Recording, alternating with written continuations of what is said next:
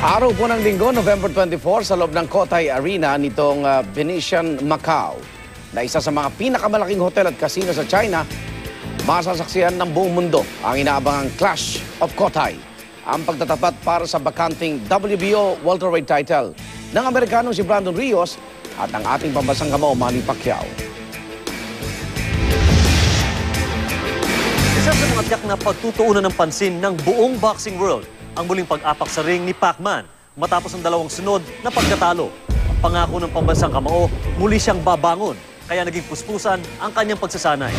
Sa edad niyang 34, nanatiling kahanga-hanga ang record ng kaliweteng si Pacman. 54 wins, 5 losses at 2 draw.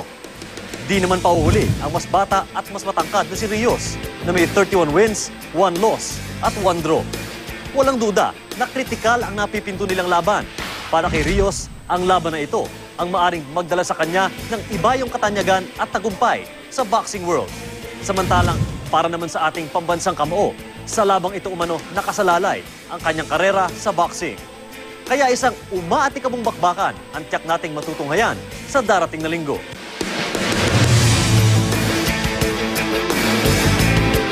Mapapanood ang labang Pacquiao-Rios ngayong linggo via satellite, ganap na alas 10 ng umaga, matapos ang bagong hamon, Pacquiao-Rios Primer, dito po sa GMA7. Mapapanggan naman ang live, blow-by-blow action sa Super Radio DCWB 594. Barangay LS, asalat po ng RGMA Station sa buong Pilipinas, simula alas 9 ng umaga.